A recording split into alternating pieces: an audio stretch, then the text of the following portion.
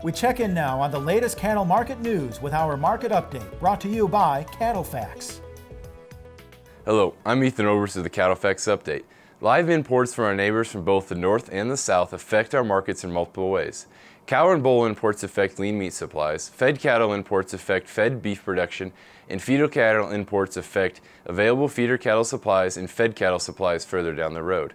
Canadian cow and bull imports, mainly intended for slaughter, are on par with the 5-year average but are below 2014 levels. Year-to-date, cow and bull imports from Canada are 15% below 2014 levels.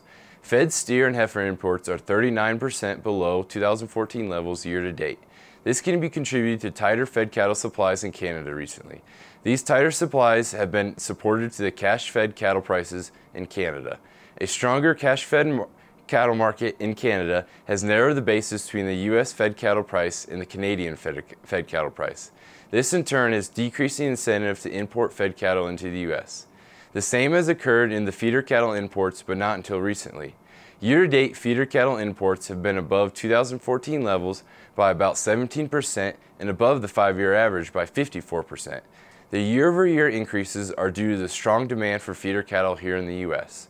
The short supply of feeder cattle here in the U.S. and the high demand that we saw last fall and early in 2015 has drawn more feeder cattle in the U.S. as feed yards look to add inventory. Recently, we have seen the basis weaken and anticipated larger supply of feeder cattle moving forward has reduced the incentive to import feeder cattle. Mexican feeder cattle imports are on par with the 5-year average and 9% above 2014 levels year-to-date. As Mexico goes through its own cow expansion phase, expect the trend to remain on par with the long-term average. Total feeder cattle imports are 11% above year-ago levels. As the U.S. feeder cattle supply increases from late spring through summer, expect the feeder cattle imports to slow down, following the typical seasonal pattern of declining through the summer before increasing again next fall. The strong U.S. dollar will remain supportive to live cattle imports from both Mexico and Canada.